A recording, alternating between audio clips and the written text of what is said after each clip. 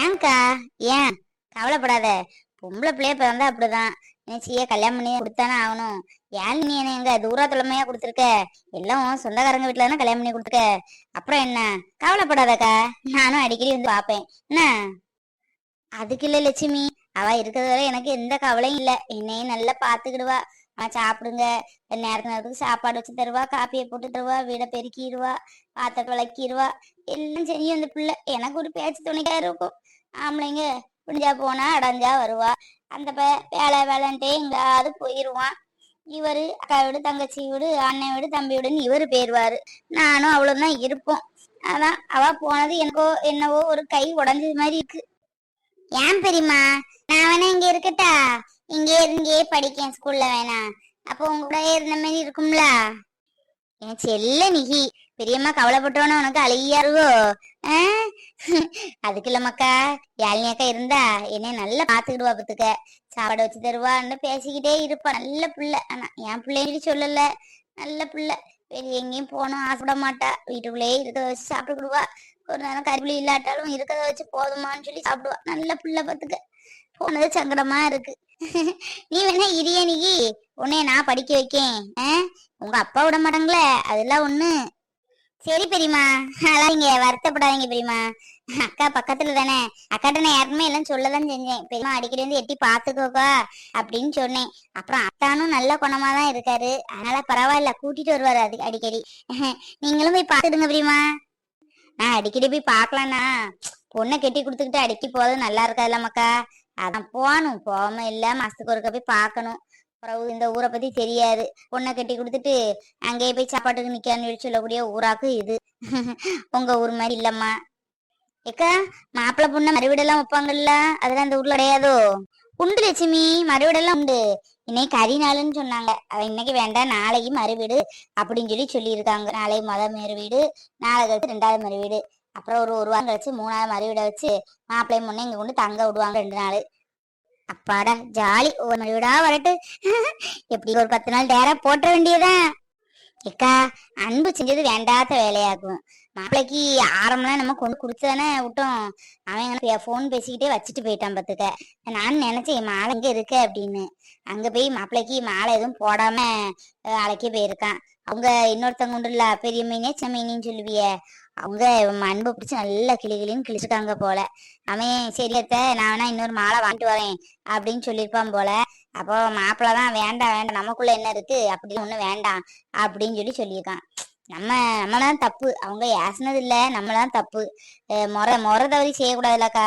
மாலை போட்டுதான் மாப்பிள்ளைய அழைக்கணும். அன்பு தான் 2 சத்தம் போடுன்னா போன் பேச வேண்டியதுதான். அது முக்கியமான இதுல இப்படிலாம் பண்ணக்கூடாதுல்ல. எது எது எப்படி பண்ணணும்னு இருக்கு, குறை சொல்லுவாங்கல்ல. ஆமா லட்சுமி, எனக்கு தெரியாது பத்துக்க. கல்யாணத்துக்கு சாயங்காலம் மண்டபத்துல எல்லாம் ஒதுக்குனாங்கல்ல, அப்பந்தான் வந்து அன்பு சொன்னான். எம்மா இப்படி மாலை கொண்டு போக மறந்துட்டேன், பெரியத்தை யாசினாங்க அப்படின்னு.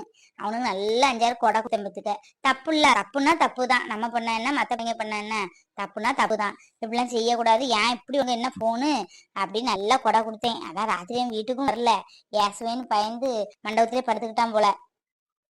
குழந்தை கல்யாணத்துக்கு வந்து ரொம்ப சந்தோஷம். அவர்தான் ஒண்ணுலயுமே சேர மாட்டாரு.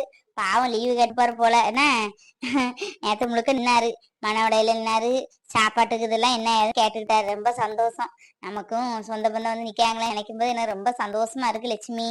அவரு வந்து எனக்கு ரொம்ப சந்தோஷம் பத்துக்க. ஆமாக்கா, பிரைவேட் கம்பெனில லீவு கொடுக்க மாட்டாங்க லேஸ்ல. அதான் அவங்க எங்கேயுமே வர ஆசைப்பட மாட்டாங்க. நேற்று என்னமோ எப்படியோ லீவு கேட்டு வந்திருக்காங்க.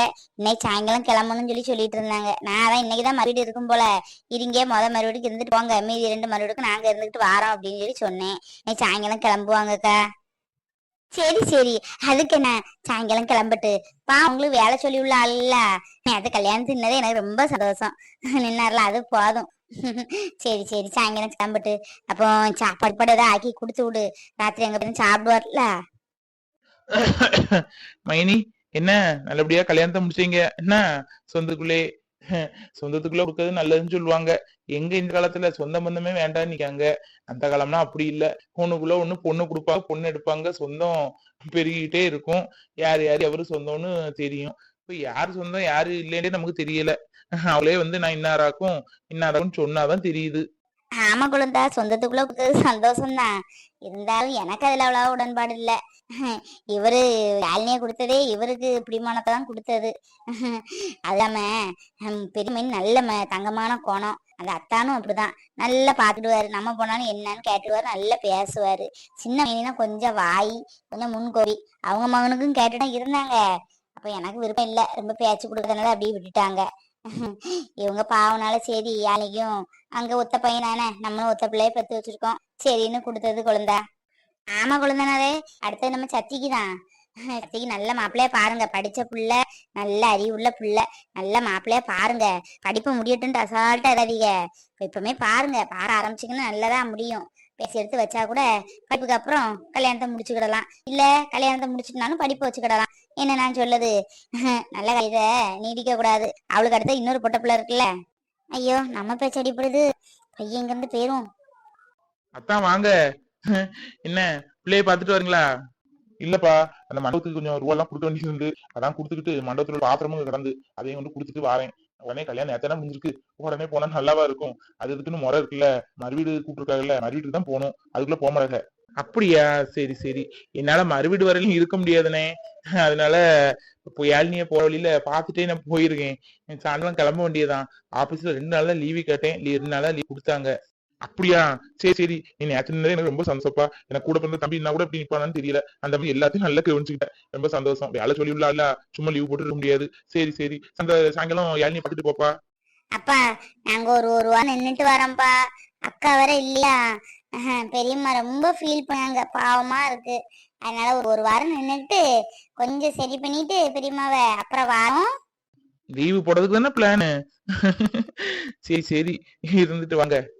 யாழினி, பைக்ல போலாமா இல்ல அப்படி நடந்தே போலாமா? எனக்கு தெரிஞ்சு நடந்து போறது பெட்டர்னு நினைக்கேன். ஏன்னா எல்லாரும் பாப்பாங்கல்ல, புதுசா கல்யாணம் ஆன ஜோடி போறாங்க, புதுசா கல்யாணம் ஆன ஜோடி போறாங்கன்னு. அந்த அந்த பேர் கிடைக்கும்ல. போங்க, பைக்லயே போவோம். எல்லாரும் கூப்பிட்டு கூப்பிட்டு ஏதாவது பேசுவாங்க, குசு குசு நம்ம பார்த்து பேசிக்கிட்டே இருப்பாங்க, ஒரு மாதிரியா இருக்கும். வேண்டாம், பைக்லயே போவோம். பைக் எடுங்க. ஆமா, நம்மளை பத்தி எப்பவும் இந்த ஊர் மக்கள் பேசிக்கிட்டே இருக்கணும்ல. பேசிட்டு இருந்தா நம்ம கொஞ்சம் கெத்தா இருக்கலாம். ஆமா, நீ என்ன நீ வாங்க போங்கன்னு பேசிட்டு இருக்க? பேர் சொல்லி கூப்பிடு. பேர் சொல்லியா? போங்க, நீங்க விளையாடிட்டே இருக்காதீங்க. பைக் எடுங்க போகலாம். அத்தை எதுவும் வந்தா எதாவது நினைப்பாங்க. பைக் எடுங்க. என்னப்பா கார்த்தி, இன்னும் கோயிலுக்கு கிளம்புல? நீங்க 2 பேரும் பேசிட்டே இருக்கீங்க, கோயில் அடைச்சிருவாங்க. வந்து கூட இருந்து பேசிக்கோங்க. அதான் கூப்பிட்டுட்டே இருக்கேன், விளையாடிட்டே இருக்காங்க. சரி சரி, இந்தாமா கல்யாண பொண்ணு தலையில பூலாம் போக கூடாது.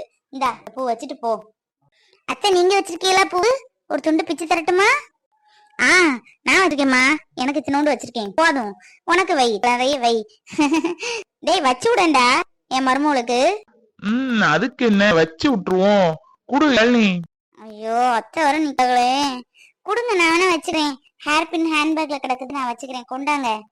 அம்மா இங்க போங்கம்மா, ரொம்ப வெக்கப்படுறாமா வா. ஐயோ, அவளை வச்சு நான் எப்படி மெயின்டைன் பண்ண போறேன்னு எனக்கே தெரியல. பாவண்டா, வெக்கப்படுறது தப்பு இல்லையே. இந்த கால பிள்ளைங்களுக்கு வெக்கனாலே என்னன்னே தெரியல. வெக்கப்படுறது நல்லது தானே. சரி சரி, பூ வச்சு சீக்கிரம் கோயிலுக்கு கூட்டிட்டு போ. கோயில் வச்சிடாம என்ன, நான் போய் சமையல பாக்குறேன்.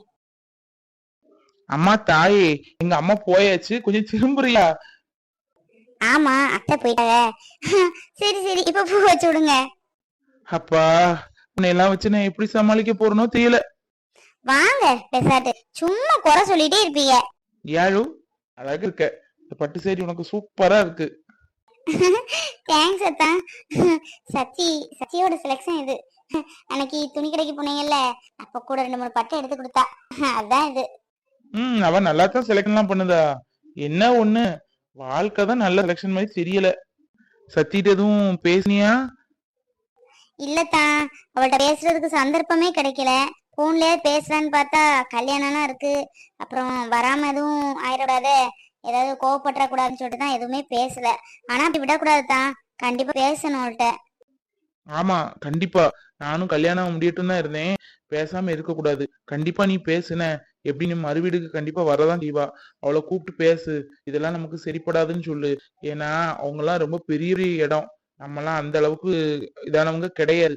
அது இல்லாம அந்த பொம்பளை நாட்டாமக்காரரால் பரவாயில்ல, அவரோட பொண்டாட்டி ரொம்ப ஃபுல்லாத்த டைப்பு. மனுஷங்களை பார்த்து பேச மாட்டா, அந்த மாதிரி டைப்பு. அதனால பாவம் நம்ம சதி குணத்துக்கு அங்கெல்லாம் செட் ஆகாது. அவள்கிட்ட எப்படியாவது சொல்லி அவ மனச மாத்திருனா நமக்கு வேணாம். ஆமாக்கா, எனக்கு எப்படி சொல்லதான் தெரியல. நாளைக்கு நான் பேசாம இல்ல, கண்டிப்பா பேசதான் செய்யணும். யாழு குட்டி, சரி வா, நம்ம போய் கோயில்ல போய் சாமி கும்பிட்டுட்டு வருவோம். கோயில் போயிட்டு வந்து உன் கையால எனக்கு கேசரி செஞ்சு கொடுக்க, சரியா? கேசரி இல்ல பொங்கல், உனக்கு பிடிச்ச ஸ்வீட் ஏதாவது பண்ணி கொடு, சரியா? முத புருஷனுக்கு பொண்டாட்டி ஸ்வீட் தான் செஞ்சு கொடுக்கணும், அதுக்கப்புறம் சமையல்லாம். சரிங்கத்தா, வீட்லயே அப்படிதான் சொன்னாங்க.